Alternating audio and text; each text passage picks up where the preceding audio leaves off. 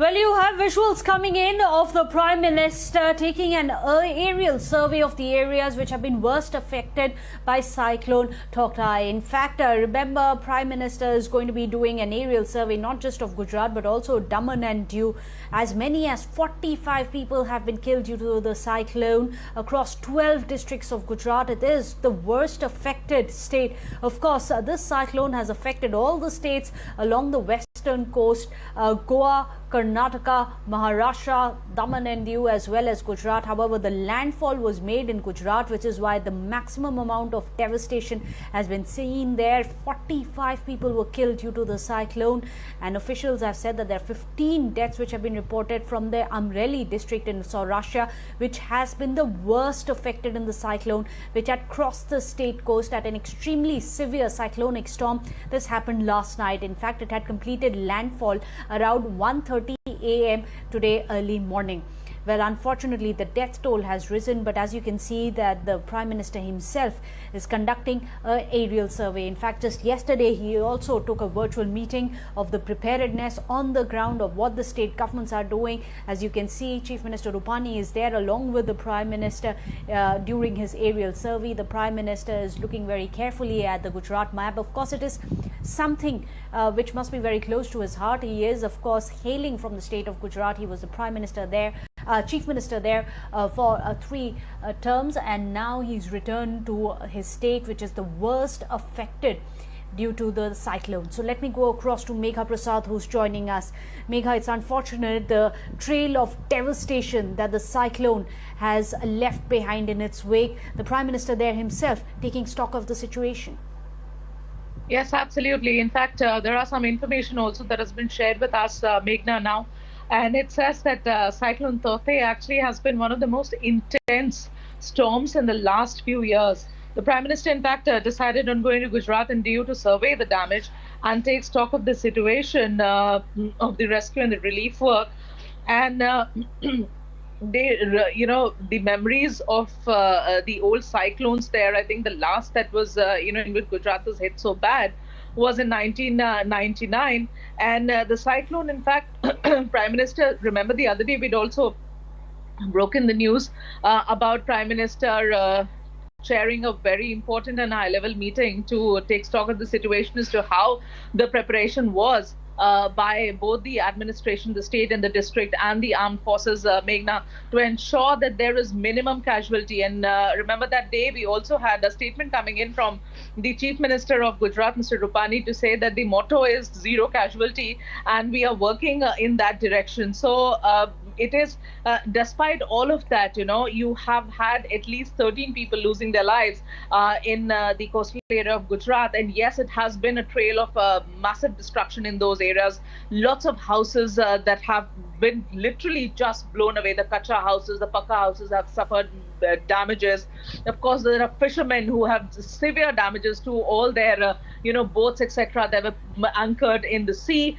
There has been, in fact, quite a widespread damage in the sense that though all of those areas will need a lot of rebuilding, rehabilitation of the people who've lost their houses, and of course their livelihood has been affected and impacted, and it will remain so for quite some time.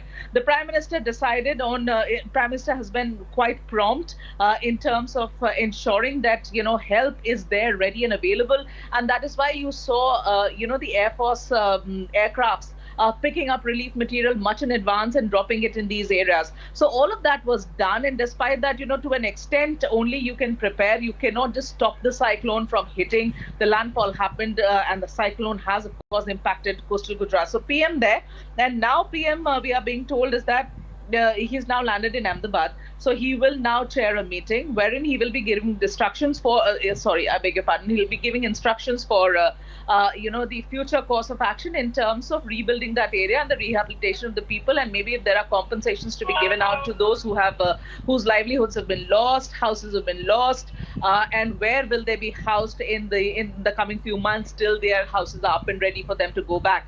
So all of that will be, instructions to that extent will be given to the state administration in the meeting today with the Prime Minister at Ahmedabad. Megha, you're absolutely right. It's going to be a long road to recovery. What is the kind of assistance and the help that the centre has extended to the state government in their hour of need? Well, all sorts of help that the centre, Megha? could provide, Meghna. I hope you can hear me. All the help that the centre can provide and does provide in a situation of, natural disaster that hits any part of the country. The centre has been providing help with rescue and relief, number one, with rehabilitation, number two, with rebuilding, number three, and of course, money that is required. So you will have capital that is needed for a rebuilding of that area. A lot of it will come from the centre. So there are, of course, set rules and patterns that are in place where the cooperation, of course, comes in quite significantly from centre to the state government, and all requirements that are extra out of this, which the state puts before the centre, will also be fulfilled. We saw how in you remember Cyclone Amphan, when the state government there had asked for a lot of help from the centre. Mamata Banerjee had written to the Prime Minister saying that she will need some bit of hand-holding and she will need the centre to intervene, because there's lots that needs to be done in terms of putting their lives back on track of the people who've been affected, and the centre did sort of step in and help. So here also, even though this time the destruction isn't as bad as it was in Amphan, yet you will have centre giving all sorts of help that is required by the state, and let's not forget, it's the home state of the Prime Minister at the end of the day. Well, keep tracking the developments on that front. Meanwhile, you can see these visuals coming in of the Prime Minister carrying out an aerial survey. In fact, Megha, if I can come back to you, we of course have also unfortunately seen some kind of politics over it. There is Nawab Malik, Maharashtra Minister, who said that if the Prime Minister had the time to do an aerial survey of Gujarat and Daman and Diu, why not that of Maharashtra, alluding that it is because it's run by an opposition party. So if you can explain to us, is that a fair criticism? Not at all. Not at all, Meghna, because, Mr. Nawab Malik seems to have a very limited vision here. He's talking about his own state. Why is he forgetting that the cyclone for the last 1 week has been actually impacting various different states? I mean, started from Kerala, impacted the Kerala coastal areas, people lost their lives there, then went on to impact parts of Karnataka, Goa. Goa, of course, we've seen a lot of destructions, trees uprooting, hospitals getting damaged.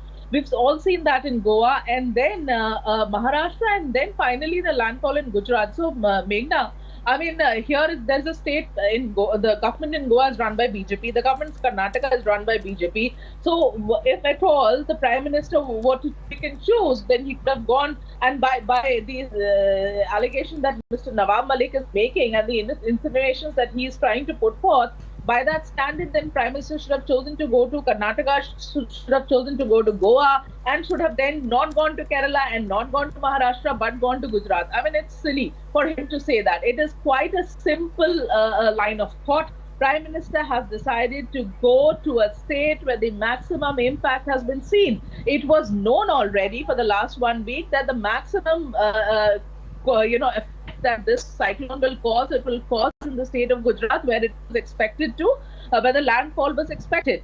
So that happened, and you were bracing for this. You knew that Gujarat is going to be hit bad. And that is why it's a simple thing. I mean, whichever state would have been hit this bad, and wherever the landfall would have happened, the maximum damage would have been seen, the Prime Minister perhaps would have chosen to go there. So it's not that he's overlooking Maharashtra. If Mr. Nawab Malik was to be believed, then he is overlooking every other state, but has gone to Gujarat. So Prime Minister, I think it's a very simple line of thought. Prime Minister has chosen to go to the state where we have seen the maximum damage being caused by the cyclone, and that is why he is in Gujarat. If that state were to be Maharashtra, perhaps today Prime Minister would have been touring Maharashtra as well.